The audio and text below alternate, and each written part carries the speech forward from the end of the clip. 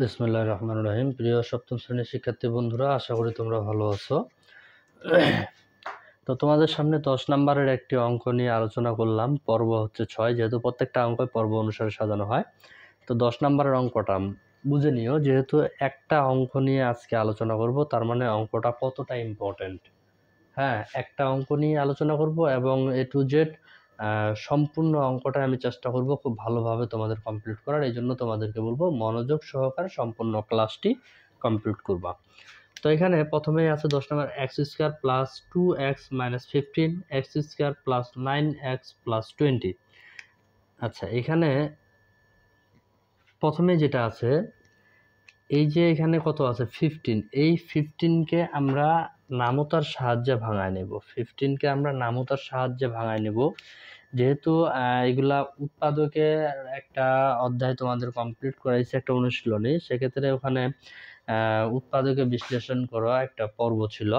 তো এখানে কেমনে তোমাদের কমন নিতে হবে, কেমনে তোমাদের সূত্র বসাইতে হবে, কেমনে মেটেরিয়াল টার্ম করতে হবে, A to Z ওই ক্লাসে আলোচনা করা হয়েছে। তারপর তোমাদেরকে আমি বুঝিয়ে দেওয়ার চেষ্টা করতেছি। এখানে 15 আছে, 15কে যদি আমরা ভাঙাইতে যাই, তাহলে আমরা যদি প্রথমে 3-এর ঘরের নামতা 3 × 5, তাহলে পাচ্ছি আমরা 15। আচ্ছা, 5 × 3, তাহলে পাচ্ছি আমরা 15। আর পাচ্ছি কি, তাহলে 15 × 1, তাহলেও পাচ্ছি আমরা 15। আর পাচ্ছি না কিন্তু। হ্যাঁ, কিন্তু এখানে আবার যোগ বিয়োগ করে এখানে কত আছে, 2 আছে, ওই 2টাকে মিলাইতে হবে।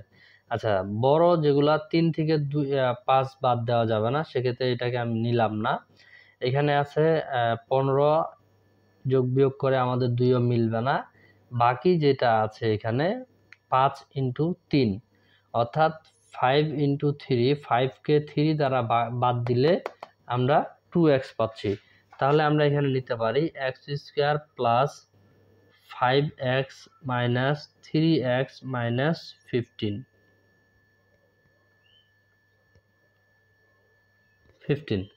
অর্থাৎ 5 আর 3 যদি গুণ করি তাহলে পাচ্ছি 15, 5 থেকে 3 বাদ দিলে আমরা পাচ্ছি 2।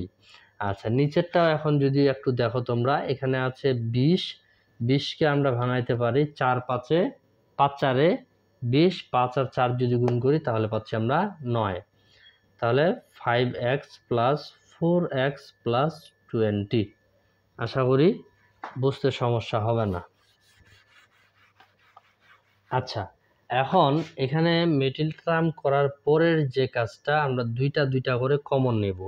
এখানে যে দুইটা সংখ্যা আছে, এই দুইটার মধ্যে একটা কমন নেব। এখানে x আছে 2টা, এখানে আছে x একটা, তার মানে আমরা একটা x কমন নিতে পারি। তাহলে x প্লাস 5, এখানে মাইনাস আছে মাইনাস, এখানে 3, এখানে 15, তাহলে আমরা 3টাকে কমন নিতে পারি।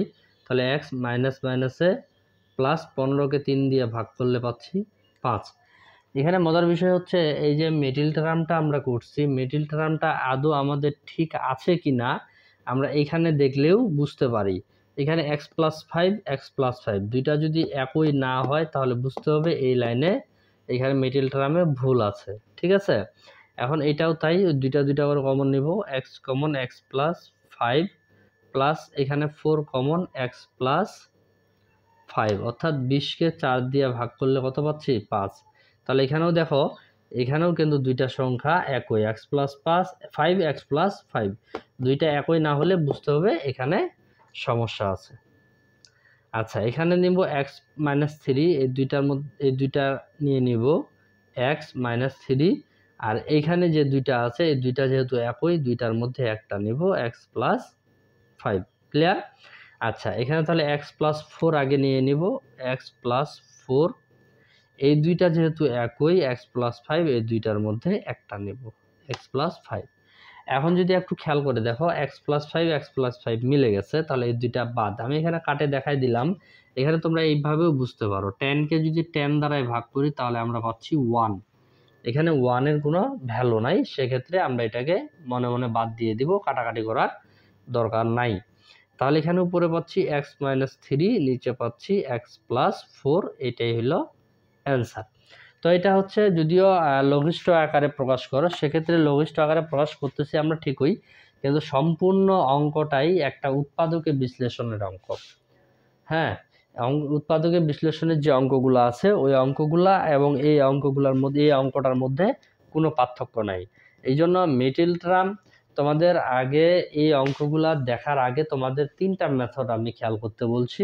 1 নাম্বার দেখতে হবে গোটা লাইনে কমন যাবে নাকি, দ্বিতীয়ত দেখতে হবে সূত্র বসাইতে পারবো নাকি, তৃতীয়ত দেখবো আমরা যে মিডল টার্মটাতে ভাঙানো যায় কিনা। ঠিক আছে, তাহলে প্রথমে দেখবো সূত্র, তারপরে দেখবো কমন। এই দুইটা যদি না থাকে বা না করতে পারি তাহলে ফাইনালি যে কাজটা করব সেটা হচ্ছে মিডল টার্ম। এইভাবেই চেষ্টা করব প্রত্যেকটা অঙ্কই ক্লিয়ার করার। হয়তোবা আজকে দিয়েই লঘিষ্ঠ আকারে প্রকাশ করো, এই অঙ্কটা শেষ হয়ে যাবে। এরপরে যেগুলো আমরা পাবো সাধারণ হর বিশিষ্ট ভগ্নাংশে প্রকাশ করো। অঙ্ক একই, নামটা শুধু একটু আলাদা, কাজটাও একটু আলাদা। একটু যদি তোমরা নেক্সট ক্লাসের জন্য একটু অপেক্ষা করো, আগামী ক্লাসেই হয়তোবা তোমরা ওটা পেয়ে যাবা। এই জন্য তোমাদেরকে বলবো প্রত্যেকটা ক্লাস তোমাদের জন্য খুবই ইম্পর্ট্যান্ট। যেহেতু JA আমিনুল একাডেমির প্রত্যেকটা ক্লাসেই তোমাদের আপলোড হয়, পাবলিশড হয় সন্ধ্যা 6টায়, সেক্ষেত্রে আমি তোমাদেরকে বলবো প্রতিদিন এই সময়টাতে তোমরা যদি একটু ক্লাসটা দেখো তোমাদের জন্য খুবই ভালো হবে এবং এইভাবেই তোমাদের প্রত্যেকটা অঙ্ক কমপ্লিট হবে। আর অবশ্যই তোমরা যারা একেবারে ক্লাসে নতুন, অবশ্যই তোমাদেরকে বলবো চ্যানেলটি সাবস্ক্রাইব করে রাখবা এবং সাথে বেল আইকন বাজিয়ে দিবা, কারণ ক্লাসটি পাবলিশড হওয়ার সাথে সাথেই তোমার ফোনে নোটিফিকেশন চলে যাবে। তো আজকে এখান থেকে শেষ করতেছি। সকলের সুস্বাস্থ্য কামনা করি। ধন্যবাদ।